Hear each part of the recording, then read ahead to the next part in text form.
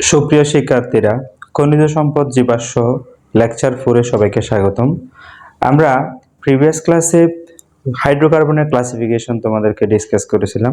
আজকে আমরা দেখাবো কার্যকরীমূলক এবং সমগোত্রীয় শ্রেণী। সো আজকের বেসিকটা কোনো মতেই প্রিভিয়াস লেকচার থেকে ভিন্ন না, জাস্ট আমরা মডিফাই করে জিনিসটাকে একটু করে ক্লিয়ার করে দিব। ওকে, সো দেখো, আমরা যখন কার্যকরীমূলক কথাটা যাব তখন আমাদের আগে একটু উদাহরণ দেখে দেন, বুঝতে পারবা।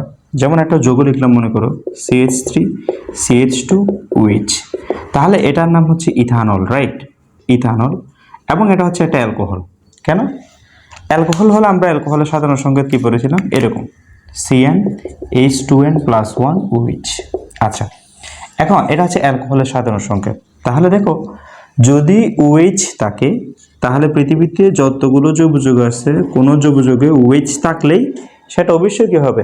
অ্যালকোহল হবে। OH থাকলে সেটা অবশ্যই কি হবে? অ্যালকোহল হবে। এটা নিয়ে কোনো সমস্যা নেই। OH থাকলে অবশ্যই কি হবে? অ্যালকোহল হবে। তাহলে আমরা অ্যালকোহল চেনার উপায় হলো অবশ্যই তার মধ্যে কি থাকতে হবে? OH থাকতে হবে। আবার দেখো, আমি যদি এটাকে এভাবে লিখি CH3CH2, তাহলে এটা অ্যালডিহাইড হবে। এটা কি হবে? অ্যালডিহাইড হবে। অ্যালডিহাইড হবে এবং এটার নাম হচ্ছে ইথানল, রাইট? ইথানল। কারণ এই ইথানলের মধ্যে আমাদের অ্যালডিহাইড মূলক বন্ড CH2, এই গ্রুপটা, এই জিনিসটা আছে। আবার অ্যালকেন হলে কার্বন কার্বন একক বন্ধন, অ্যালকিন হলে দ্বিবন্ধন, অ্যালকাইন হলে ত্রিবন্ধন। তাহলে আমরা যদি দ্বিবন্ধন হই, কথা কার্বন কার্বন দ্বিবন্ধন থাকলেই সেটা অবশ্যই অ্যালকিন হবে। অ্যালকিন হবে। ত্রিবন্ধন থাকলে সেটা হবে কি হবে? অ্যালকাইন হবে। অ্যালকাইন হবে। যেমন বন্ড COOH, এটা থাকলেই অবশ্যই কি হবে? জৈব অ্যাসিড হবে। তাহলে অবশ্যই এই সিম্বলগুলোকে বলা হয় কার্যকরীমূলক।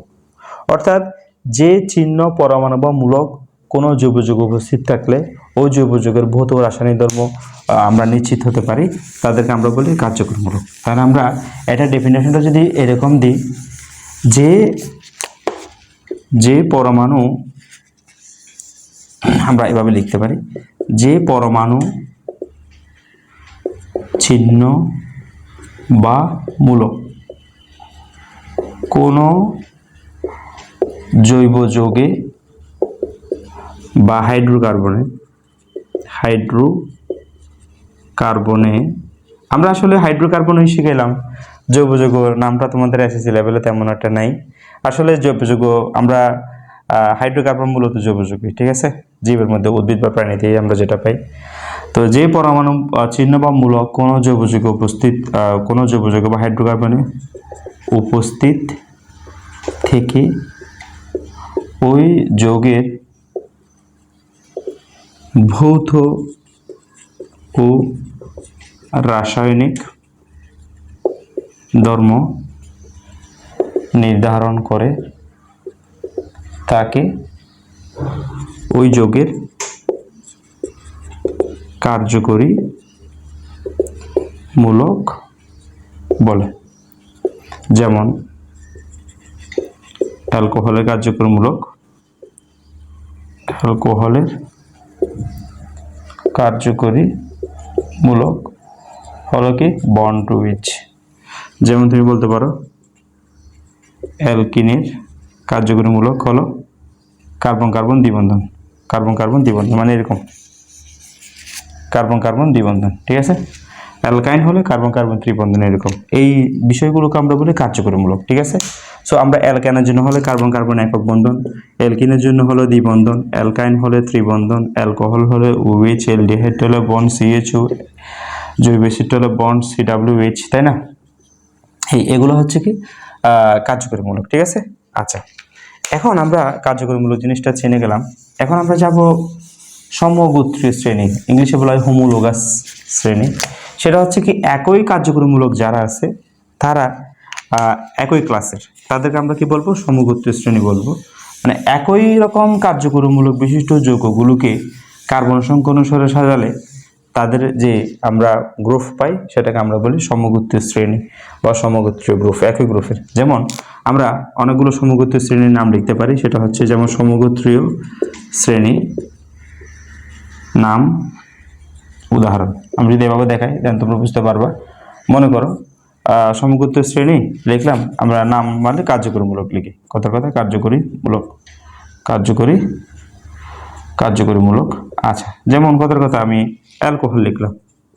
অ্যালকোহল হলে অ্যালকোহল হলে কার্যকরীমূলক থাকবে, বন্ড টু ওএইচ থাকবে। এবং তাদের একটা সাধারণ সংখ্যা থাকবে, সেটা হচ্ছে এরকম, যেমন অ্যালকোহলের সাধারণ সংখ্যা হচ্ছে CnH2n প্লাস 1 OH, তাই না?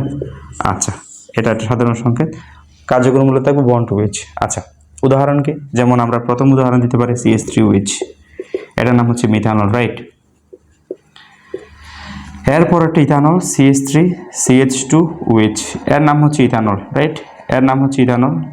দেখো, এরপর একটা নাম হচ্ছে প্রোপানল, রাইট? CH3CH2CH2OH, এটার নাম হচ্ছে প্রোপানল। তো এই দেখো, মিথানল, ইথানল, প্রোপানল, আমি এভাবে করে বিউটানল, প্যান্টানল এভাবে করে যাবে। যে মেইন একটা জিনিস দরকার সেটা হচ্ছে এরকম, পাশাপাশি দুইটি কার্যকরীমূলক, এই পাশাপাশি দুটি সমগোত্রী শ্রেণীর, অর্থাৎ একই সমগোত্রী শ্রেণীর পাশাপাশি দুটি সদস্যের মধ্যে মূল পার্থক্য থাকবে একটা মিথিলিন মূলক। এই যৌগের নাম হচ্ছে এই মূলকের নাম হচ্ছে মিথিলিন মূলক। যেমন এটার সাথে একটা পার্থক্য হচ্ছে একটা মিথিলিন মূলক, এটার সাথে এটার পার্থক্য হচ্ছে একটা মিথিলিন মূলক, এটার নাম হচ্ছে মিথিলিন মূলক, মনে থাকবে তো। যেমন এটার নাম হচ্ছে মিথেন, দেখো এটার নাম হচ্ছে মিথেন, নামগুলো একটু বুঝো। এটার নাম হচ্ছে মিথাইল মূলক, এটার নাম মিথাইল মূলক, আর এটার নাম হচ্ছে মিথিলিন মূলক, সো পাশাপাশি দুটি যৌগ, অর্থাৎ একই সমগোত্রী শ্রেণীর, আমরা যদি কি করি উপর থেকে নিচে যাই, তাহলে আমরা গলনাঙ্ক স্ফুটনাঙ্ক পারে, এবং তাদের কি বলবো, হ্যাঁ, তাদের মধ্যে একটা মিথিলিন মূলকের পার্থক্য থাকে। হ্যাঁ, পরপর দুটি সদস্যের মধ্যে একটা কি থাকবে, মিথিলিন মূলকের পার্থক্য থাকবে। সো তাহলে আমরা এই অ্যালকোহল সবার কার্যকরী মূলক থাকে OH, তাহলে এরা সমগোত্রী শ্রেণী, কারণ অ্যালকোহলে যতগুলো সদস্য আছে সবাই একই গ্রুপের, তাহলে আমরা সমগোত্রী শ্রেণী বলতে পারি। সো তুমি অ্যালকেনের জন্য বলতে পারো, অ্যালকেন হলে কি হবে, যেমন অ্যালকেন হলে আমাদের জেনারেল ফর্মুলা কি, CnH2n প্লাস 2, কার্যমূলক থাকবে, কার্যকরী মূলক কি এখানে কার্বন কার্বন একক বন্ধন, কার্বন কার্বন একক বন্ধন। তো যেমন উদাহরণ দিতে পারো, প্রথম সদস্য হচ্ছে মিথেন, তারপর ইথেন, তারপর প্রোপেন, এগুলো দেখাতে পারো তুমি, ঠিক আছে? যেমন প্রথম সদস্য হচ্ছে মিথেন, দ্বিতীয় সদস্য ইথেন, তৃতীয় সদস্য প্রোপেন, রাইট? এগুলো মিথেন, ইথেন, প্রোপেন। সো তাহলে আমরা এভাবে করে অনেকগুলো নিয়ে কাজ করতে পারি। যেমন আমরা সমগোত্রী যদি অ্যালকিন নিই, তাহলে ইথিন, প্রোপিন, বিউটিন থেকে আসবে। তারপর তুমি যদি বলো অ্যালকাইন নিই, তাহলে ইথাইন, প্রোপাইন, বিউটাইন এভাবে করে যাবে। অ্যালডিহাইড হলে কি হবে? সো আশা করি আমরা তাহলে কার্যক্রমমূলক এবং সমগোত্রী শ্রেণী, এই দুইটা কনসেপ্ট ক্লিয়ার নাকি? সো আমি নোট দিব, টেনশন করার কিছু নেই, তোমরা কমেন্ট বক্স চেক করবা, কমেন্ট বক্স একদম গুছানো নোট থাকবে, কাইন্ডলি নোট করে ফেলিও, ঠিক আছে? তাহলে পারবে। ওকে, ধন্যবাদ সবাইকে, আসসালামু আলাইকুম।